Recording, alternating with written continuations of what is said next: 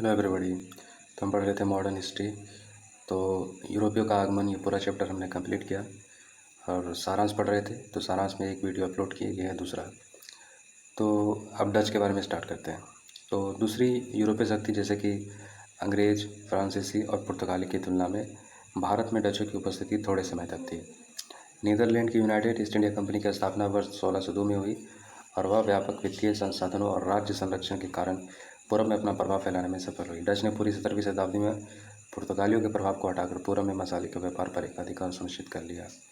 भारत में डच की मुख्य कारखाने मसूलीपट्टनम 1605, पुलिकट 1610, सूरत 1616, बिमलीपट्टनम 1641, कारिका 1645, चिनसूरत 1653, कासिम बाजार, बड़न गोरपटना, बालासोर, नागपट्टनम 1658, कोचीन 1663 में किया था। अंग्रेज डच प्रतिस्पर्धा में डच की पराजय और उनका ध्यान मलय द्वीप की तरफ केंद्रित होने से भारत में डच शक्ति के पतन का मार्ग प्रशस्त हो गया। डच के व्यापारिक घटनाक्रम 1581 में डचों ने स्पेन की स्वतंत्रता की प्राप्ति की और 1602 में यूनाइटेड ईस्ट इंडिया कंपनी की स्थापना की। पुर्तगालियों को बेंटम में पराजित किया। मलक्का के द्वीपों पर अधिकार किया। 1605 में पुर्तगालियों को अम्बियाना द्वीप पर पराजित किया। 1609 में हॉलैंड एक्सचेंज बैंक की स्थापना 1614 में किया। क्रेडिट बैंक ऑफ एम्स्टर्डम की स्थापना की। 1619 में जकट्रा पर अधिकार और प्रसिद्ध राजधानी बटाविया की स्थापना किया। 1632 में बंगाल की उंगली से पुर्तगालियों को बाहर किया। 1641 में मलक्का पर अधिकार किया। 1658 में श्रीलंका से पुर्तगालियों को बाहर किया। 1663 में कोचीन पर अधिकार किया। फिर आ गए अंग्रेज। तो ड्रेक की पूरे विश्व यात्रा और 16वीं शताब्दी के उत्तरार्ध में शक्तिशाली स्पेनी अरमेडा पर अंग्रेजों की विजय जैसी दो घटनाओं ने ब्रिटिश वाणिज्य उद्यम को बढ़ाया।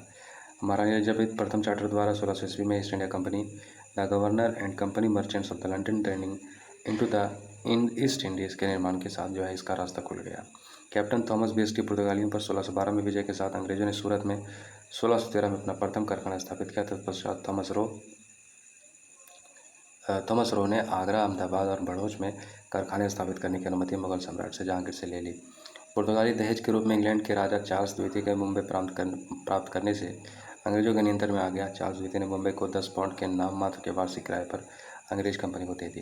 पूर्वी तट पर अंग्रेजों के मुख्यालय के तौर पर मसूलीपट्टनम को फोर्ट सेंट जॉर्ज सहित मद्रास में स्थापित कर दिया गया, जब मद्रास में चंद्रगिरी के प्रमुख ने 1639 में अंग्रेजों को सौंपा। कलकत्ता शहर का जन्म बंगाल के मुगल गवर्नर के 3 गांवों सुल्तानाती गोविंदपुरा कालीकता के विकास से हुआ। अकेले बंद पेशावर का नाम फोर्ट विलियम 1700 में रखा गया और यह 1911 तक भारत में ब्रिटिश शक्ति का स्थान बन गया। 1717 में मुगल बादशाह फर्रुख शेर द्वारा जारी फरमान ने बंगाल, गुजरात, हैदराबाद कंपनी के लिए महत्व विशेषाधिकार सुनिश्चित कर दिए।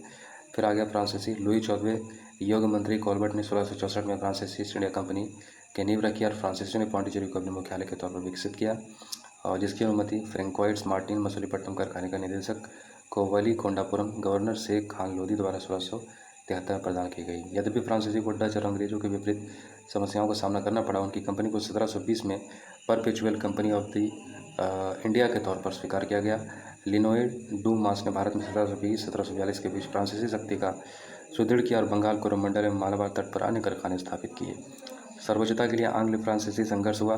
अपने अपने वाणिज्य हितों के संरक्षण एवं विस्तार की आवश्यकता ने भारत में अंग्रेज और फ्रांसीसी कंपनी को सर्वोच्चता की लड़ाई लड़ने का मार्ग प्रशस्त किया। कर्नाटक यूरोप में राजनीतिक घटनाओं ने अपने दावे करने का बहाना प्रदान किया, जिसके फलस्वरूप 3 कर्नाटक युद्ध लड़े गए। 1740 में शुरू हुए कर्नाटक युद्ध में यूरोप में आंग्ल फ्रांसीसी शत्रुता का विस्तार था और इसकी समाप्ति 1740 में एक्स ला चैपल की संधि से ये खत्म हुआ था। नेक्स्ट फिर यह हुआ दूसरा कर्नाटक युद्ध 1749 से 54 तक। कर्नाटक युद्ध की भांति अनगिनत रहा, लेकिन इसके अंग्रेजों के मुकाबले दक्षिण भारत में फ्रांसीसी स्थिति को कमजोर किया। तीसरा कर्नाटक युद्ध 1758 से 63 में रहा। वांडीवास के युद्ध 1761 से 61 तक ये जाना जाता है। यूरोप में संघर्ष की एक गूंज थी और इसने भारत में फ्रांसीसियों के राजनीतिक भविष्य पर रोक लगा दी और अंग्रेजों को दक्षिण भारत का स्वामी बना दिया। फ्रांसीसी असफलता के कारण क्या थे? यद्यपि फ्रांसीसी के पास सब कुछ था, लेकिन जो काउंट डिलाली जो नेतृत्व जो था या काउंट डिलाली, डुप्ले को हटाकर काउंट डिलाली को जो बनाया गया, ये योग्य व्यक्ति नहीं था और भी कई सारे रीजन थे जो हमने डिस्कशन पहले किया था, वो आपको पता होगा। तो ठीक है, इसी के साथ ही समाप्त हो गया। Thank you.